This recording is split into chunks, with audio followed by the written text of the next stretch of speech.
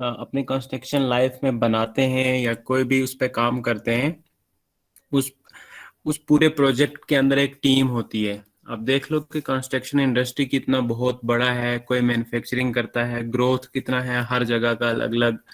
ठीक है। तो उस पूरे प्रोजेक्ट को जो भी टीम मैनेजमेंट करती है, जो भी बंदे मैनेज करते हैं, उसको हम क्या बोलते हैं? Project management. चाहे वो ब्रिज का कंस्ट्रक्शन हो, या कोई हाई राइज बिल्डिंग हो, या फिर कोई रीजनेबल कोई कॉस्ट हो किसी भी सर्विस की। ठीक है।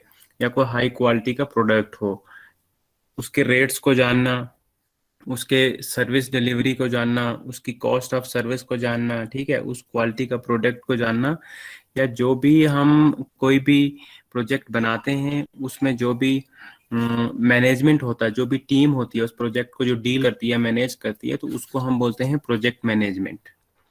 ठीक है।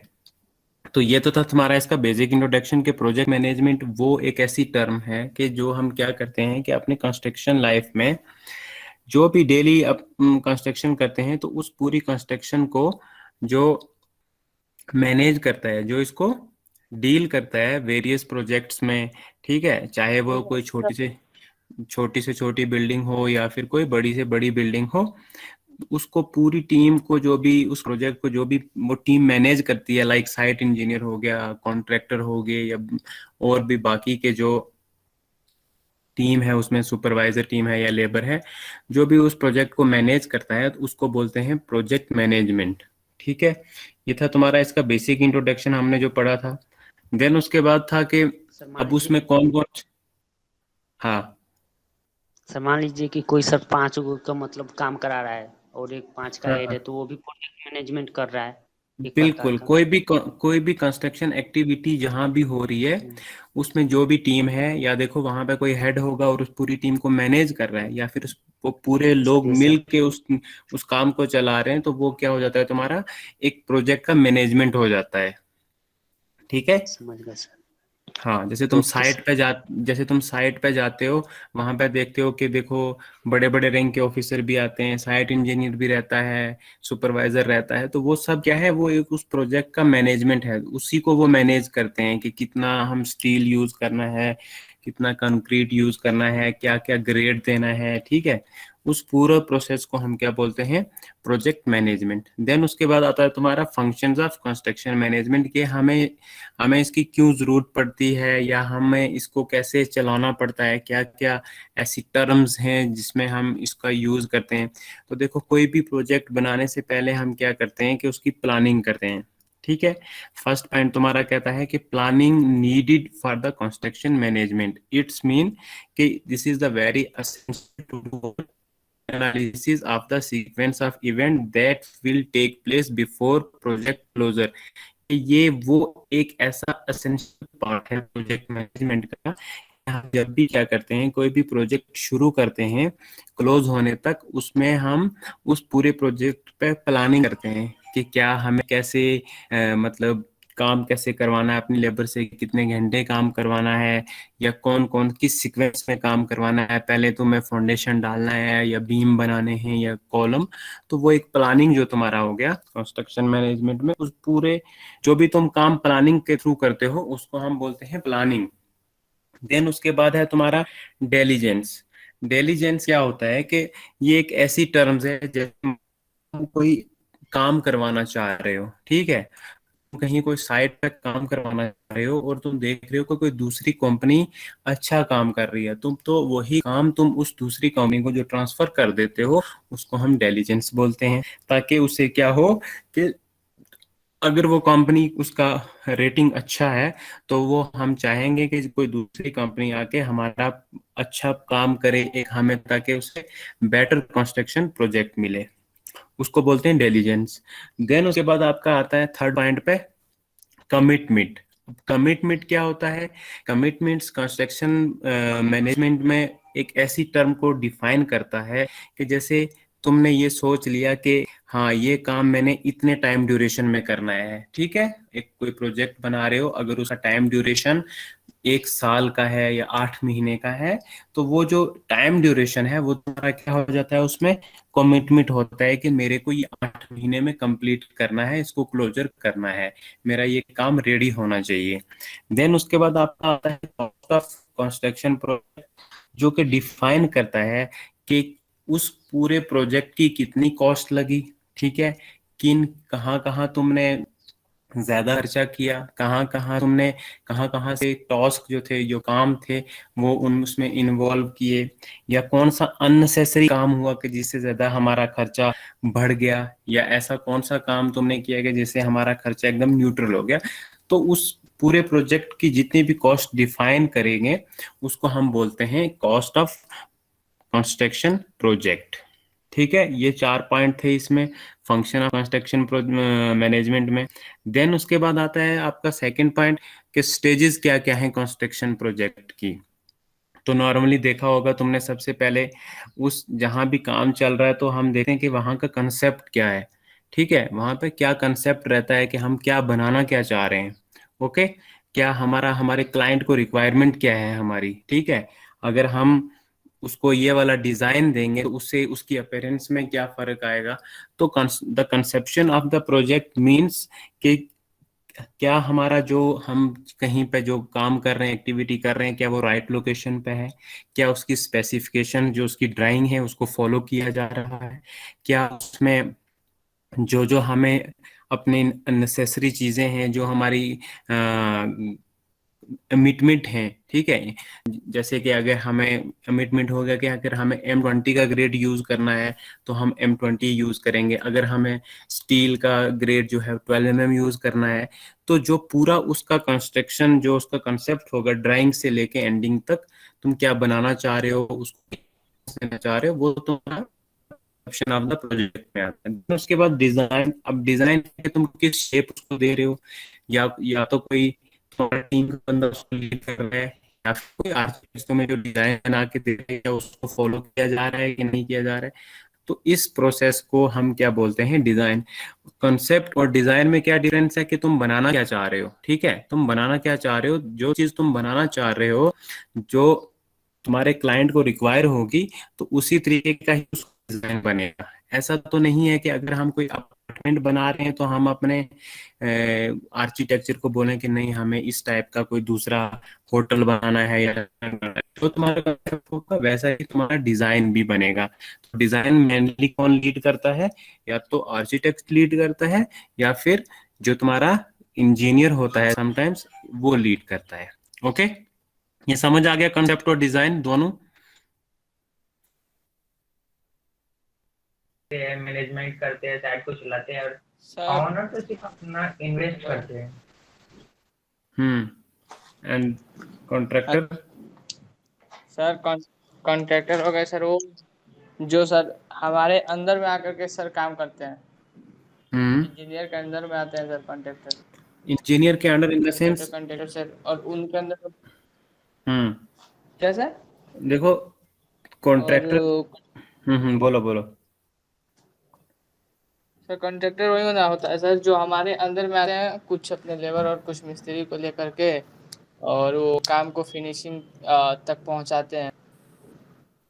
अच्छा, देखो क्या होता है कि जो कॉन्ट्रैक्टर होते हैं उनका एक खुद का ही एक कुछ प्राइवेट टीम होती है, ठीक है। तो वो लोग उस कॉन्ट्रैक्टर के अंडर आते हैं। और अगर तुम्हारा काम गवर्नमेंट बॉडी से है, कोई गवर्नमेंट प्रोजेक्ट है, तो वो वहां पे वो जो जेई होगा तो वो जेई के अंडर कॉन्ट्रैक्टर आता है।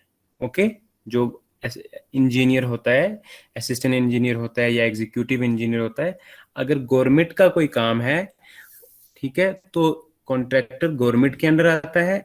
अगर वही काम ठेकेदार को मिल जा रहा है और ठेकेदार ने आगे अपना प्राइवेट रखा है, सुपरवाइजर रखे हैं या फिर इंजीनियर रखे हैं, तो उस कंडीशन में वो इंजीनियर जो प्राइवेट होंगे वो कॉन्ट्रैक्टर के अंडर आते हैं। ओके, इसमें दो कंडीशंस रहती हैं। ये आदित्य बोला सर, आदित्य जैसे बोला सर इंजीनियर के अंदर में आते हैं सर, कि हाँ इंजीनियर उसके इंजीनियर अंदर में आता है सर। जो जैसे तुम सर अगर अभी कंफर्म देखो, करो। तुम, मैं बता रहा हूँ, जैसे तुम अगर कोई प्राइवेट जॉब कर रहे हो, ठीक है, तो जी तुम सर। किसी ठेकेदार के साथ काम कर रहे हो, तो ठेकेदार जी सर। तुम्हारे अंडर नहीं आता है, तुम ठेकेदार के अंदर आते हो जब तुम प्राइवेट जॉब। यस सर, अगर यस सर। वही चीज तुम सरकारी जॉब कर रहे हो, तब तुम्हारे अंदर वो ठेकेदार आता है। ठीक है, इसमें दो कंडीशंस होती हैं। ओके समझ सर, आ गया? समझ गए। अगर प्राइवेट जॉब सर कर रहे हो तो ऐसा तब तो तो यहाँ पे नहीं है, यहाँ पे जो सर हम जाते हम्म हैं सर, यहाँ पे ऐसा नहीं है सर, यहाँ पे जो इंजीनियर है सर उनके अंदर ये ठेकेदार आते हैं सर। तो वो इंजीनियर के अंडर ठेकेदार आते हैं। यस देखो, सर। ठेकेदार भी क्या होते सर हैं तो कि फिर एक, सर ठेकेदार ही ना तो सर इंजीनियर को रखता है सर। इंजीनियर को मान वो लीजिए पहले प्राइवेट तो में, ठेकेदार सर कंपनी खोला। वो प्राइवेट में। तो वही ना सर, ये सर तो प्राइवेट से ही हो सके तो काम चल रहा होगा जहाँ आदित्य है। हाँ, अब देखो होता क्या है कि ठेकेदारों की भी क्लास होती है, कोई किसी के पास ए क्लास होती है, किसी के पास बी क्लास, कोई सी क्लास वाला होता है, उनकी भी अलग अलग कैटेगरीज में है। ठीक है, उनको भी अलग अलग टाइप्स के वो लाइसेंस इशू होते हैं। अगर तुम प्राइवेट हो तो तब तो तुम ठेकेदार के अंडर आते हो, ठीक है, जो तुम्हारा ओनर होता है तुम उसके अंडर आते हो। और अगर तुम गवर्नमेंट में हो तो ठेकेदार जो है वो तुम्हारे अंडर आता है। सिंपल। ठीक है, समझ आ गया ये? ये सर। देन उसके बाद था अपने जो मैंने तुम्हें नोट्स दिए थे उसमें था प्रोजेक्ट, इसी से आगे प्रोजेक्ट मैनेजमेंट में, कि हमें जैसे इसके मेन ऑब्जेक्टिव्स क्या क्या हैं, what are the objectives of project. तो जो इसके मेन ऑब्जेक्टिव होंगे, जो मैंने नोट्स भेजे थे उसमें देख लेना, कि सबसे पहला जो है कि हर एक क्लाइंट यही चाहता है, हर एक कॉन्ट्रैक्टर यही चाहता है कि जो हमारा काम है वो कम से कम टाइम पीरियड में कवर हो जाए, कम से कम टाइम पीरियड में, मिनिमम टाइम में वो कंप्लीट हो जाए। ठीक है, देन उसके बाद वो ये चाहता है कि जो भी हम उस प्रोजेक्ट के रिलेटेड अवेलेबल रिसोर्स होंगे, ठीक है, जितने मतलब लोकल रिसोर्स होंगे, जितने हमें नज़दीक से सब कुछ रिसोर्स, मतलब जैसे कहीं पे पानी की शॉर्टेज है तो हम चाहेंगे कि हमें जितने कम डिस्टेंस पे पानी मिले तो उतना हमारे लिए फेवरेबल होगा। जितने ही कम डिस्टेंस पे मार्केट हो तो हमारा कॉस्ट ऑफ कंस्ट्रक्शन जो है, ट्रांसपोर्ट कॉस्ट होगी, वो बच जाएगी। तो हर कोई यही चाहता है कि एक मतलब हम जो हमारे लोकल रिसोर्सेज हैं वो कम से कम दूरी पे हों, देन उसके बाद जो भी हमारा प्रोजेक्ट हो वो कम से कम टाइम पीरियड में पूरा हो। ठीक है, अब होता क्या है इन प्रोजेक्ट्स में, इन प्रोजेक्ट में कंट्रोलिंग भी होती है। ठीक है, कंट्रोलिंग मीन्स कि कंट्रोल, देखते हैं कि जैसे कोई बड़ा प्रोजेक्ट चल रहा है, ठीक है, मैनेजमेंट उसको कंट्रोल कर रहा है, ठीक है, एकदम उसको क्लोज से मॉनिटर कर रहा है। अब जो लोग अभी क्या है कि जो ट्रेनिंग कर रहे हैं, ठीक है, उनको पता होगा कि उनके ऊपर कौन कौन लोग देखने आता है, डेली इंस्पेक्शन पे आता है। तो जो डेली इंस्पेक्शन है वो एक कंट्रोलिंग का प्रोसेस है। ठीक है, उसमें वो लोग देखते हैं कि क्वालिटी कैसे मेंटेन कर रहे हैं ये लोग, ठीक है, क्या क्या कॉस्ट का ये मटेरियल यूज कर रहे हैं, कितना यूज कर रहे हैं, कितनी क्वांटिटी यूज कर रहे हैं। तो हम इन सिंपल वर्ड में कह सकते हैं कि जो हम कंट्रोलिंग करते हैं, ठीक है, एग्जीक्यूशंस के लिए या फिर प्लानिंग के लिए या आइदर शेड्यूलिंग के लिए। ठीक है, प्लानिंग मैंने तुम्हें बताया, प्लानिंग क्या होता है, कोई भी काम शुरू करने से पहले जो भी हम प्लानिंग करते हैं उसको हम क्या बोलते हैं, प्लानिंग। अब एग्जीक्यूशन कि उसी हम अपने प्लान को कैसे एग्जीक्यूट करते हैं, कैसे उस पर चलते हैं। देन उसके बाद शेड्यूलिंग, शेड्यूलिंग मतलब आज की डेट में हमें ये करना है, कल की डेट में हमें ये करना है, परसों में स्लैब डालना है, उसके बाद स्टील की कटिंग करनी है, सरिया बिछाना है, ये पूरे प्रोसेस को हम क्या बोलते हैं, शेड्यूलिंग। तो सिंपल वर्ड में हम कह सकते हैं कि जो भी कंस्ट्रक्शन एक्टिविटी है उसको हम कंट्रोल भी कर सकते हैं, देन उसके बाद हम उसको प्लानिंग भी कर सकते हैं, या हम प्लानिंग भी कर सकते हैं, कंट्रोल भी कर सकते हैं, एंड देन लास्ट पे हम उसको शेड्यूलिंग भी करते हैं। इन केस अगर कोई बीच में आइटम मिसिंग हो जाती है, कोई काम मतलब फेलियर आ जाता है, तो हम उसको रीशेड्यूलिंग करके डील कर सकते हैं उस प्रोजेक्ट में। ठीक है, तो मेन ऑब्जेक्टिव क्या रहे इसके, कि हम इसमें कोई भी क्लाइंट जो है वो यही चाहता है कि मेरा काम कम से कम टाइम पीरियड में पूरा हो, उसके बाद जो लोकल रिसोर्स हैं उसका यूज किया जाए। देन उसके बाद उस काम को, उस प्रोजेक्ट को अच्छे से कंट्रोल किया जाए, ठीक है, उसकी क्वालिटी को देखा जाए, उसके रिसोर्स का यूज किया जाए, एकदम क्लोज से मॉनिटरिंग की जाए। या फिर जो भी है कंट्रोलिंग में हम प्लानिंग करते हैं, एग्जीक्यूशन करते हैं, शेड्यूलिंग करते हैं। देन उसके बाद इन केस अगर कुछ उसमें रह जाता है तो हम उसको रीशेड्यूलिंग भी कर सकते हैं उस प्रोजेक्ट में, ठीक है। देन उसके बाद तुम्हारा methods of A project management, notes में दिखेगा तुम्हें मेथड्स क्या क्या हैं तुम्हारे प्रोजेक्ट मैनेजमेंट के। सबसे पहला मेथड है तुम्हारा बार चार्ट हो गया, देन उसके बाद माइलस्टोन चार्ट है, देन उसके बाद नेटवर्क एनालिसिस है, ठीक है। ये तीनों मेथड क्या है कि इसमें कंस्ट्रक्शन एक्टिविटी में यूज होते हैं।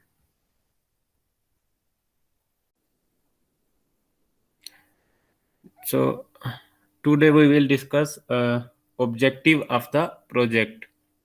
इट्स मीन कि क्या क्या कोई भी जो हमारा प्रोजेक्ट है उस वो हम क्यों करते हैं, उसके बेसिक्स ऑब्जेक्टिव क्या है, हमारे करने का मोटिव क्या है। तो उसमें फर्स्ट पॉइंट है कि the project should be completed in minimum time period. कोई भी प्रोजेक्ट हो, छोटा हो या बड़ा हो, हम ये चाहते हैं कि वो प्रोजेक्ट हमारा कंप्लीट हो एक मिनिमम टाइम पीरियड में, एक कम से कम टाइम पीरियड में कंप्लीट हो।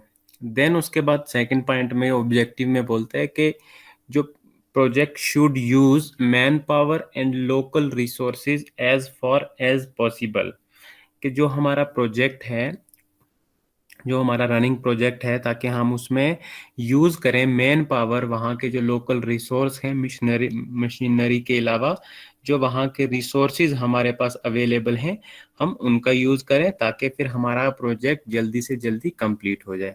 देन उसके बाद कहता है कि कंट्रोलिंग। कंट्रोलिंग मीन्स के किसी भी प्रोजेक्ट पे किसी को मॉनिटर करना एकदम क्लोज से, उसकी रिसोर्सेज पे, उसके कॉस्ट पे और उसके बजट पे, ठीक है। The controlling means the control of large project like the control of any management system involves close monitoring of resource, cost, quality and budgets। तो इट्स मीन कि किसी भी प्रोजेक्ट पे या कहीं भी हमें मैनेज करना हो, किसी को कंट्रोल करना हो उस प्रोजेक्ट के सिस्टम्स को, उसको हमें एकदम क्लोज से देखना हो, तो हम उसको क्या बोलते हैं, कंट्रोलिंग। तो कंट्रोलिंग मीन किसी भी प्रोजेक्ट पे मॉनिटर करना हो, ठीक है, किसी भी रिसोर्स को एकदम क्लोज से मॉनिटर करना हो, या उसकी कॉस्ट पे, उसकी क्वालिटी को एंड उसके बजट को। देन हम सिंपल वर्ड में ये भी कह सकते हैं, controlling involves the execution of planning and scheduling. It also deal with rescheduling of project. In simple word हम कह सकते हैं कि जो कंट्रोलिंग का प्रोसेस है वो क्या करता है, हमारे प्लान को एग्जीक्यूट करता है, देन उसको शेड्यूल करता है, और फिर आल्सो वो डील करता है अगर हमें कोई रीशेड्यूलिंग करना हो प्रोजेक्ट का, तो वो उसमें भी रीशेड्यूलिंग करता है, ठीक है। ये समझ आ गया इसके ऑब्जेक्टिव और कंट्रोलिंग के।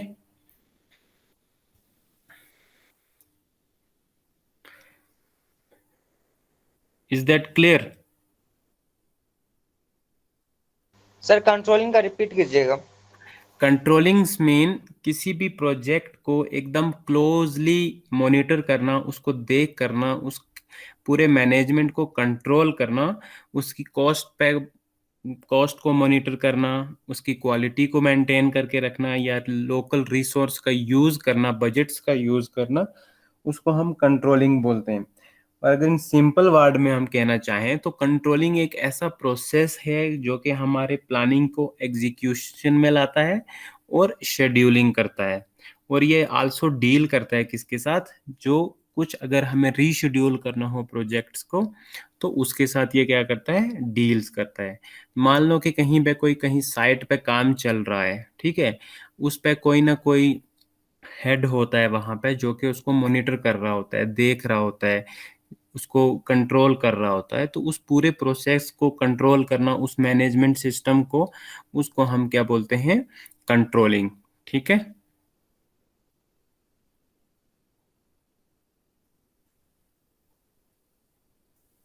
देन नेक्स्ट है हमारा मेथड्स ऑफ प्रोजेक्ट मैनेजमेंट्स, कि कौन कौन से मेथड्स जो हैं वो यूज होते हैं, इन्वॉल्व होते हैं प्रोजेक्ट मैनेजमेंट में।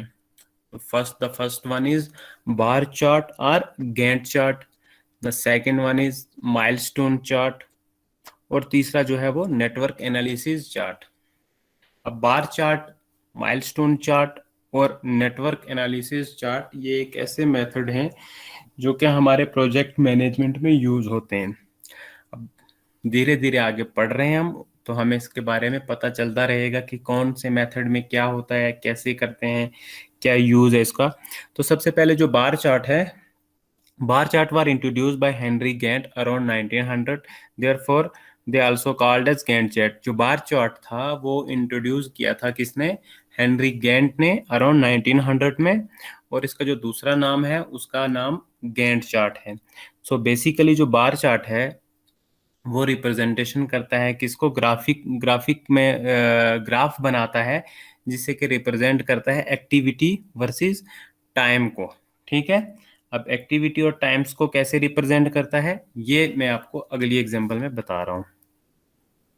देखो ये एक एग्जांपल है बार चार्ट की।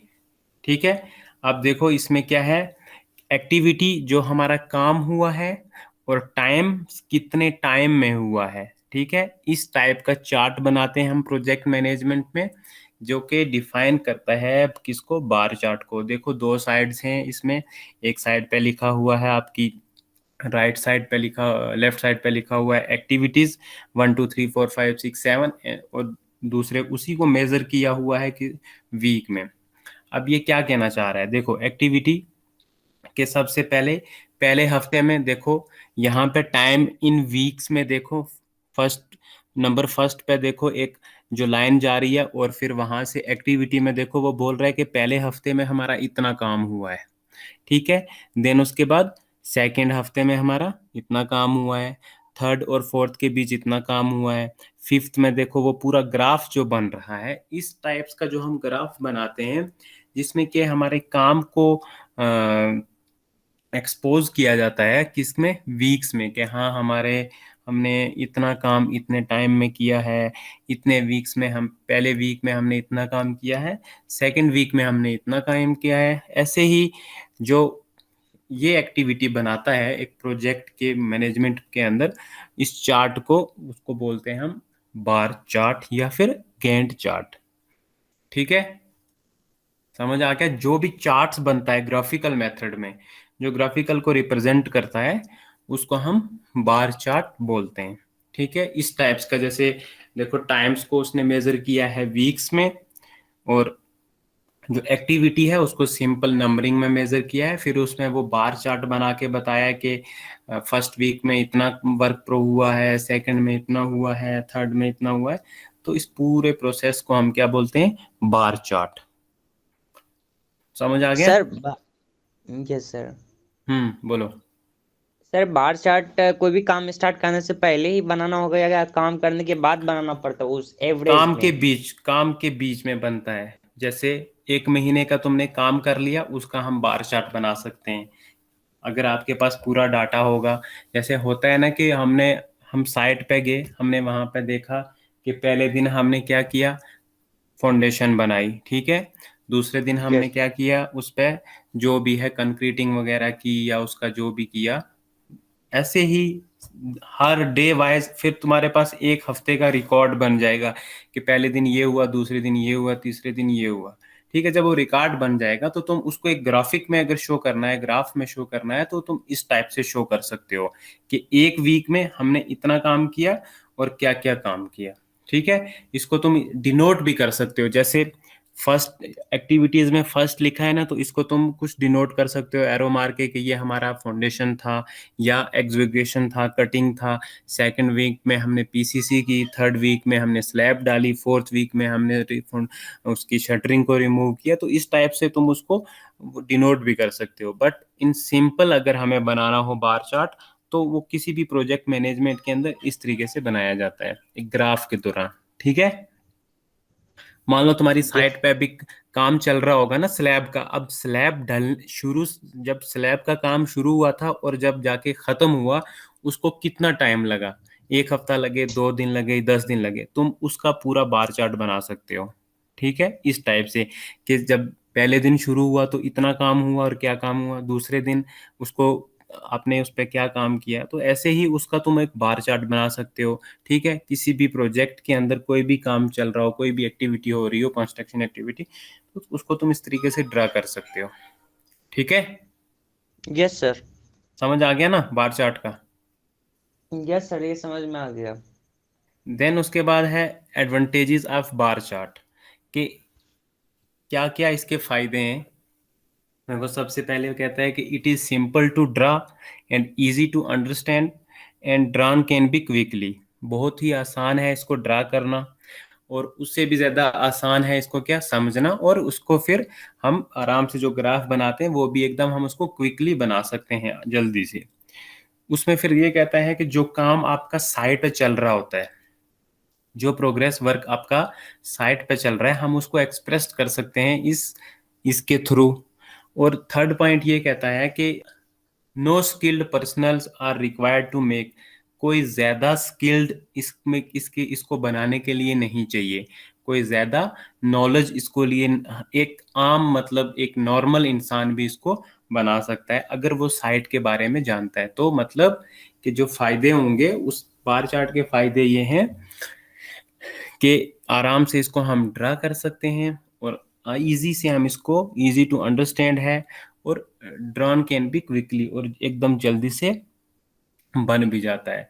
देन उसके बाद कहता है कि जो भी काम आपका साइट पे होता है हम उसको एक्सप्रेस कर सकते हैं ऐसे परसेंटेज में, ऐसे ग्राफ में बना के शो करके। देन उसके बाद कि इसके लिए कुछ खास स्किल लेबर की जरूरत नहीं है। ठीक है, ये इसके एडवांटेजेस थे। देन उसके बाद नेक्स्ट है आपका माइलस्टोन चार्ट। पहला था बार चार्ट और दूसरा आपका कौन सा है, माइलस्टोन चार्ट। अब देखो माइलस्टोन चार्ट क्या कहता है। Milestone chart can be represented by arrows, circle और square on the bar of that particular activity. Each milestone can be considered to be specific event along the main activity, and this chart is called milestone chart. Milestone chart वो chart है कि जिसको हम represent कर सकते हैं arrows के साथ, सर्कल के साथ, या फिर स्क्वायर के साथ, किसी भी उस एक्टिविटी को। ठीक है, और फिर हम इसको क्या करते हैं, इवेंट जो भी हमारा काम चल रहा होता है, जो भी हमारी मेन एक्टिविटी है, फिर हम उसके थ्रू इस चार्ट को बनाते हैं, और इस पूरे प्रोसेस को हम क्या बोलते हैं, माइलस्टोन चार्ट। आइए इसके एग्जांपल देखते हैं, वहां से समझ आ जाएगा। देखो माइलस्टोन चार्ट इस टाइप का बनता है। अब देखो उसमें क्या था, बार चार्ट में क्या था कि उसमें ये था कि वीक्स और टाइम्स बताया हुआ था। ठीक है, यस। इसमें भी वैसा ही है, बट इसमें क्या डिनोट किया हुआ है उसने, एरोज को डिनोट किया हुआ है। ठीक है, इस एरोज को डिनोट किया हुआ है, हम इसको स्केयर में डिनोट कर सकते हैं, इसको हम सर्कल में डिनोट कर सकते हैं, बस इतना डिफरेंस है। उसमें हमने देखो हमने नंबरिंग करी हुई थी 1 2 3 4 5 6, और इसमें क्या डिफरेंस है, माइलस्टोन चार्ट में देखो टाइम को वैसे ही इसने डिनोट किया है, और एक्टिविटीज को भी वैसे ही, जो हमारा काम हुआ उसको भी वैसे डिनोट किया हुआ है। ठीक है, बट किस में, एरोज में डिनोट किया हुआ है, सर्कल्स में डिनोट कर सकते हैं हम इसको, स्क्वायर में डिनोट कर सकते हैं। ठीक है, देख लो ABCD लिखा हुआ है, और यहाँ पे उसने बताया कि ये इतना आपका टाइम है, बट किस में, एरोज में। सर माइलस्टोन में थोड़ा सा चार्ट बनाना पड़ेगा क्योंकि इसमें थोड़ा सा कंफ्यूजन लगता है। थोड़ा इसमें ये है कि उसमें क्या था, वो सिंपल था, इजी टू ड्रा था। इसमें क्या यस। है, हाली देखो ABCD की जगह वहां पे क्या था, नंबरिंग था। तो इसने क्या है को ए को कोई एक्टिविटी का नाम दे दिया है, मान लो कंक्रीट का नाम दे दिया कि पहले दिन कंक्रीटिंग हुई, दूसरे दिन स्लैब हमने डाली, सी को इसने क्यूरिंग दे दिया, डी को इसको फिनिशिंग दे दिया। ठीक है, और फिर इसको डिनोट किसको कर दिया, एरो में डिनोट कर दिया। So there is a little difference between milestone chart and bar chart. Bar chart is denoted with number and the milestone chart is denoted by arrows, circle and squares. This is the main difference. ठीक है. Yes इसमें क्या अलग है, इसमें arrows बनाई हुई हैं, बाकी जॉब्स और एक्टिविटीज को वैसे ही ड्रा किया गया है और टाइम को भी वैसे ही एरो से ही डिनोट किया हुआ है इसने. ठीक है, तो इसको हम क्या बोलते हैं, माइलस्टोन चार्ट. देन नेक्स्ट है हमारा नेटवर्क एनालिसिस चार्ट. अब तुमने इंटर्नप्रेन्योरशिप में एक टर्म, दो टर्म पढ़ी थी, एक पर्ट पढ़ा था और एक सीपीएम पढ़ा था. याद Yes, है yes. किसी को क्या Yes, होता yes. है पर्ट और सीपीएम में क्या है? प्रोग्राम एलिवेशन रिवीजन टेक्निक और सीपीएम क्रिटिकल मेथड पाथ. अब देखो ये भी वही चीज है, इसमें भी क्या है, पर्ट और सीपीएम पे ये नेटवर्क एनालिसिस चार्ट जो है ये काम करता है किस पे, पर्ट और सीपीएम पे. ये नेटवर्क पर्ट जो और सीपीएम है ये मेथड है किसके, नेटवर्क एनालिसिस चार्ट के. अब होता क्या है कि जैसे तुमने पढ़ा होगा या नहीं पढ़ा होगा, एक्टिविटी होती है, डमीज होते हैं, ठीक है, जो नोड होता है, एरो होता है, ये उसमें पढ़ा था कि नहीं पढ़ा था?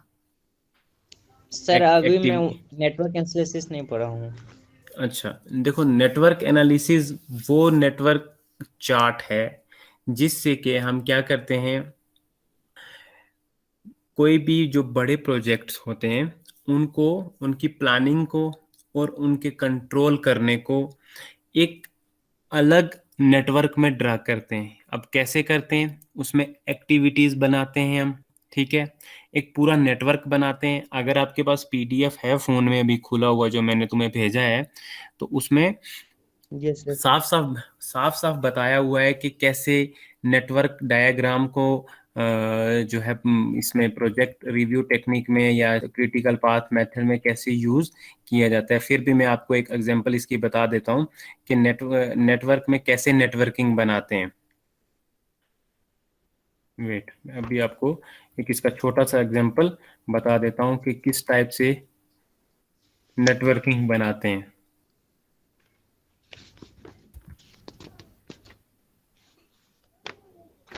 सबको विजिबल हो रही है ना screen? Yes sir. Yes sir. अब देखो इस टाइप्स का एक ये दिख रहा है क्या, सबको दिख रहा है क्या? Yes sir. देखो ये वाली जो डायग्राम है ये एक नेटवर्क चैनल बनाया हुआ है. Yes sir. ठीक है, ये क्या है, एक नेटवर्क एनालिसिस चार्ट है जो कि जैसे हमें नेटवर्किंग करनी हो तो हमें इस टाइप के, हम इसमें क्या करते हैं, कोई काम चल रहा हो तो उसको इस तरीके से उसका नेटवर्क बनाते हैं. अभी मैं इसको तुम्हें और थोड़ा एक्सप्लेन करता हूँ. अब विजिबल है सबको? यस. देखो इसमें क्या है, इसमें क्या होता है नेटवर्किंग में, देखो कोई ए पॉइंट है, ठीक है, उसके आगे उसका सुक्सेसर, प्रीडिसेसर और सुक्सेसर पता है क्या किसी को? टर्म पढ़ी होगी मैथ में, प्रीडिसेसर और सुक्सेसर होता है. प्रीडिसेसर जो पीछे वाली एक्टिविटी हो और सुक्सेसर जो आगे वाला एक्टिविटी हो. ठीक है, अब देखो नेटवर्किंग में क्या होता है कि जो इस टाइप का नेटवर्क बनता है, ए फॉलो कर रहा है बी सी डी को, तो ये अगर हमें ड्रा करना हो तो हम इस टाइप का अगर ये नेटवर्क बनाएंगे कि हमारे B C D point follow, उसको फॉलो कर रहा है हमारा ए पॉइंट, तो ये एक नेटवर्क है. ठीक है, जैसे मान लो क्या कि कोई काम चल रहा है कहीं भी साइट पे, ठीक है, साइट पे कोई भी काम चल रहा है, तो सबसे पहले मेन काम क्या हो गया, हमने जब फाउंडेशन तैयार किया, ठीक है, जब भी हमने कटिंग की, फाउंडेशन तैयार किया, तो हम उसको ए पॉइंट बना, जब हमें ग्राफिकल चार्ट में ड्रा करना हो तो हम उसको ए पॉइंट मान लेते हैं. ठीक है, उसको मान लो कि ये जो हमारा ए पॉइंट है ये हमारा क्या है, हमने इसमें क्या किया कि कुछ फाउंडेशन बनाया. फिर उसके बाद हमने बी पार्ट में क्या किया, कि हमने उसके बाद उस पर कंक्रीटिंग बिछाई, तो हम उसको ये एक नेटवर्क चैनल बन गया हमारा, ठीक है। कि ए को फॉलो कौन कर रहा है, बी, ठीक है। अब जो बी क्या था, बी में मतलब हमने कंक्रीटिंग बिछाई, फिर देन उसके बाद हमने जो भी है उसकी स्लैब बिछाई या कास्टिंग वगैरह करी, वो हमारा सी हो गया। तो जो फिर डी पॉइंट है कि लास्ट पे हमने उसकी फिनिशिंग की, उसको क्यूरिंग किया, उसका शटरिंग वगैरह रिमूव किया, तो वो एक नेटवर्क बन गया। कि पहले हमने ए पॉइंट को क्या माना था कि फाउंडेशन हो गया, बी पॉइंट को कंक्रीटिंग, सी पॉइंट को ये, डी पॉइंट को ये। तो जो इस टाइप का एक नेटवर्क चैनल बन जाता है उसको बोलते हैं नेटवर्क एनालिसिस। बेसिकली ये पर्ट और सीपीएम में यूज होता है। इसके दो मेथड हैं, फर्स्ट है पर्ट और दूसरा है सीपीएम, ठीक है। पर्ट स्टैंड करता है प्रोग्राम एवोल्यूशन और रिव्यू टेक्निक को, और क्रिटिकल जो सीपीएम है वो डिफाइन करता है किसको, क्रिटिकल पाथ मेथड में। और इसमें भी हम क्या करते हैं, इसमें भी हम एक्टिविटीज को मॉनिटर करते हैं, कोऑर्डिनेशन करते हैं, उसमें डिजाइनिंग करते हैं, एंड देन उसके बाद हम क्या करते हैं, कंट्रोलिंग करते हैं जो हमारे पास अवेलेबल रिसोर्सेज हों। अभी ये नेटवर्क का बहुत बड़ा है। अभी आने वाले लेक्चर में इसमें हम पार्ट भी पढ़ेंगे और सीपीएम में, वहां से आपको जब तक इसकी डेप्थ में नहीं जाओगे तब तक इसको समझ नहीं आएगा। ये इसका बेसिक इंट्रोडक्शन है कि नेटवर्क एनालिसिस चार्ट वो चार्ट है कि जिससे हम क्या कर सकते हैं, पर्ट और सीपीएम को कंट्रोल कर सकते हैं। हमारे बड़े बड़े प्रोजेक्ट हैं उनको हम उनकी प्लानिंग कर सकते हैं, उनको कंट्रोलिंग कर सकते हैं, उनके अंदर जो भी डिजाइनिंग होती है या कोऑर्डिनेटिंग होता है, और या जो हमारे मिनिमम अवेलेबल रिसोर्स है हम उनको मॉनिटर कर सकते हैं। तो जिसका एग्जांपल मैंने तुम्हें ये बताया कि जैसे ये कोई एक्टिविटी है, कोई काम चल रहा है, तो मैंने उसका अगर नेटवर्क बनाऊंगा तो मैं ए बी सी डी करके उसका एक नेटवर्क चैनल बना के ड्रा कर सकता हूँ, ठीक है। थोड़ा टिपिकल है लेकिन समझ आ जाएगा, इतना मुश्किल नहीं है। अभी धीरे धीरे इसके बारे में जो अभी नेटवर्किंग का जो है आगे भी है। इसमें देखो क्या करते हैं कि हम डमी प्रोवाइड करते हैं, एक्टिविटीज प्रोवाइड करते हैं, ठीक है। या फिर मैं एक और आपको एग्जांपल दे देता हूँ कि जैसे मान लो कि हमने क्या किया, हमें एक नेटवर्क चार्ट बनाना है।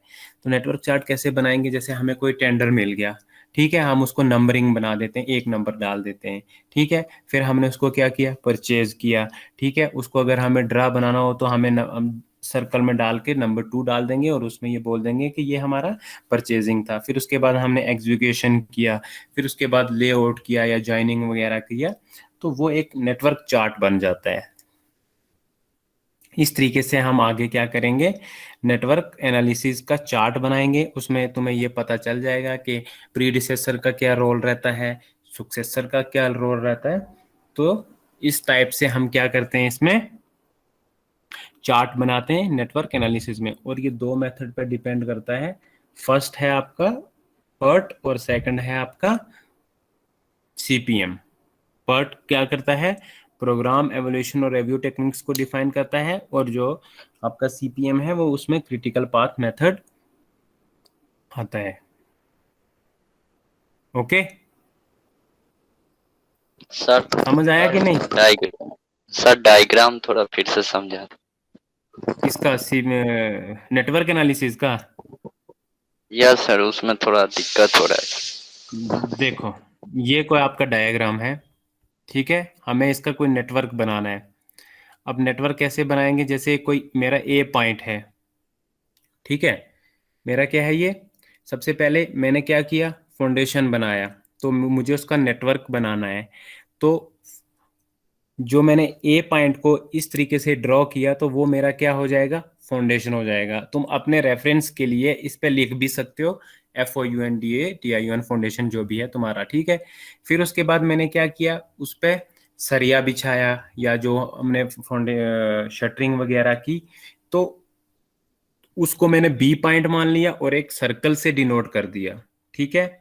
फिर मैंने कोई तीसरा काम किया, उस पर स्लैब की कॉस्टिंग वगैरह की, तो उसको भी मैंने इसी एक सर्कल से बना के क्या कर दिया, डिनोट कर दिया एरो से, और उसको सी पॉइंट मान लिया। और फिर उसके बाद मैंने उस पर जो भी कास्टिंग वगैरह की या शटरिंग को रिमूव किया, तो उसको मैंने डी पॉइंट बोल दिया। तो ये एक क्या बन गया, बेसिकली फर्स्ट पॉइंट शुरू कहाँ से हुआ, फाउंडेशन से।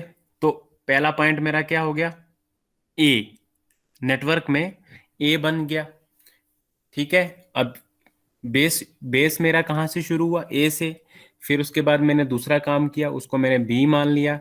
एक फिर उसके बाद तीसरा काम किया, उसको मैंने सी के नाम से दे दिया और एक एरो और सर्कल के ड्रॉ कर दिया। और फिर उसके बाद डी कर लिया। फिर ऐसे ही अगर आगे चल रहा है तो देखो, अब मान लो कि इसके आगे चलेगा तो डी से आगे हम एरो बना के उसको ई नाम दे देंगे। तो जो एक नेटवर्क चैनल बन जाता है पूरा, उसको ड्रा करने के लिए इस तरीके से हम जब ये एरोज को डिनोट करते हैं अल्फाबेटिकली, तो उसको हम नेटवर्क एनालिसिस चार्ट बोलते हैं। जैसे एक एग्जांपल दे रहा हूँ, तो मैं एकदम बेसिक एग्जांपल दे रहा हूँ। जैसे तुम सुबह कहीं क्लास के लिए आए, ठीक है, घर से निकले और तुम जा रहे हो कॉलेज में। तो घर से लेके निकलने के लिए तुम्हारा क्या फर्स्ट हो जाएगा, ए, ठीक है, एक नेटवर्क बन जाएगा।